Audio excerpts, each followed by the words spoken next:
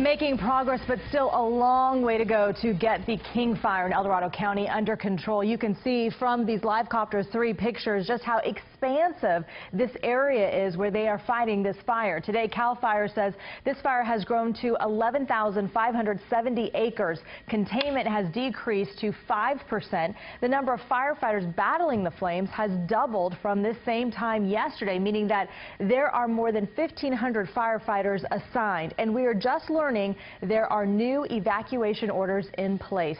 Meteorologist Tamara Berg is tracking weather conditions in El Dorado County right now. Our team coverage begins, though, with KCRA 3's Brian Hickey, who says despite the fire's growth, firefighters say they are making some good progress. Brian?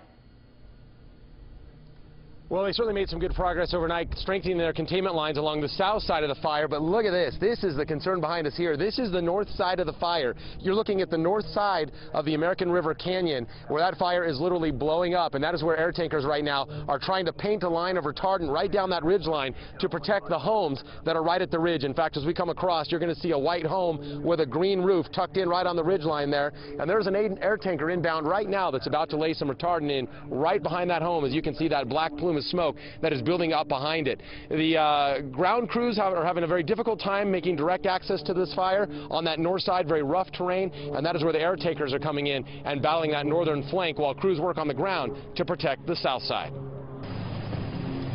From the air and deep into the smoke-filled canyon, fire crews continue to battle an intense and difficult King Fire, burning on both sides of the American River, while residents in the path of the now 11,000-acre blaze watch and worry through sleepless nights. Light, wake up a few times a night, come out and make sure everything's okay. This is the view from Nathan Snyder's home, where flames lit up the night sky on the northern rim of the canyon. He's ready to go if the flames get any closer. Yeah, it was staying put for about a day, and then all of a sudden in about 2 hours it jumped about a half a mile this way. During the coolest part of the day, crews worked through the night, strengthening containment lines on the south side of the fire near Pollock Pines, using a method called backburning. It's an way that we fight fire with fire, so we eliminate all the fuels between an established control line. It's the north side of the fire that so far appears to be running unchecked. On the north side, the fire is in more remote, more rugged terrain, so it makes it very difficult to establish the control lines and doing burn operations to take care of that, mitigate that fire problem. Weather and terrain dictate the next move. Residents and firefighters alike pin their hopes on the ever-shifting wind. As the valley heats up, we'll see that shift from down valley wind to up valley wind, and so that'll start driving some of that fire coming, towards us right now, up the canyon.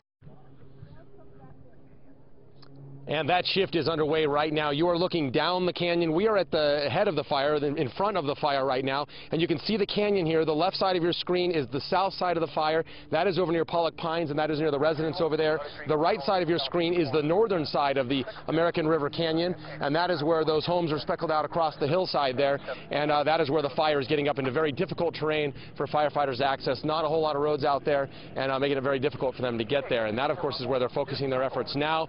The wind and smoke was going down canyon, but you can see behind us clearly now that is coming back up slope, up canyon now. And in fact, flying over my head right now is the DC-10. He is setting up for a drop. They do have him here with laying these huge lines of retardant in. So we'll check back in with you in a moment. It'll take him a second to line up his drop there, but he'll be coming in right down this ridge line here and putting in some retardant behind those homes there to protect them. But Lisa, it's a tough battle there on the north side of that fire. And I know, Brian, you've been out there so long. I don't know if you can hear me with that DC-10 flying overhead, but they have been able, it's amazing how they have been able to protect all of these homes, even with the breezier conditions that we've seen the last couple of days.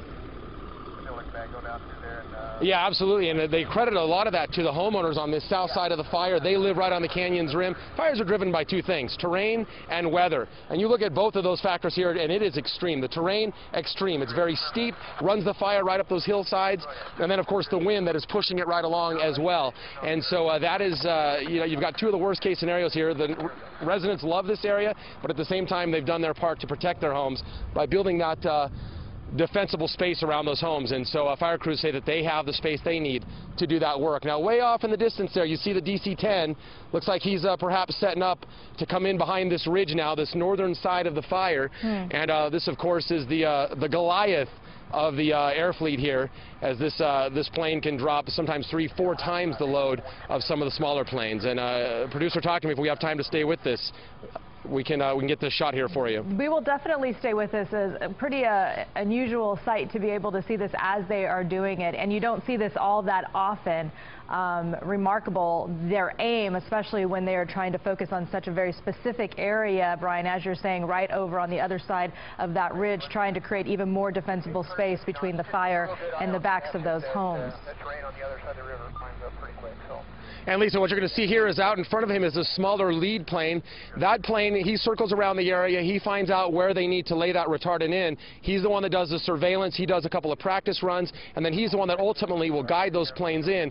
Oftentimes, he'll leave a little smoke trail, a little puff of smoke, kind of like an aerobatic plane would. He'll leave that trail of smoke kind of connecting the dots, leading that large plane right in. And this plane has already come through here once. So it looks like he might, sometimes they'll make a practice run, but it looks like he's setting up to go right in on this run right now. I'm trying to listen to the radio traffic as they're coming in, and it does sound like they're setting up for the drop.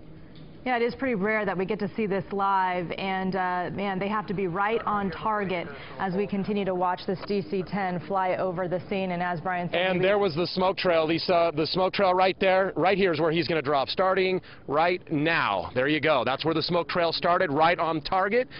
And he's painting that retardant in right between the home, the ridge line, and that very active fire line. Look at that. He pretty much painted that entire ridge line right up to that home. And several smaller air tankers have done the more difficult task of going down that ridge line and getting down into the canyon. The smaller planes can do that. So he was basically connecting the dots between smaller drops and painting that one large line right across the top. So hopefully that will give the crews the time they need to get some dozers in there now and cut some more line in behind that retardant. But if that retardant line wasn't there, this fire way too active for them to go direct on that fire. That is an excellent way of explaining it as well, Brian. They're connecting the dots. The smaller planes leave the little batches of retardant, and then that one comes in and brings the big batch and creates that fine line there. And what aim! I mean, it looks like it hit exactly where it was aiming. Brian Hickey, thank you so much for all the coverage. He's been out there for 3 days, and it seems like around the clock with those crews. We will check back in with you later, Brian. It looks like they're doing a great job and spot on of trying to protect these homes.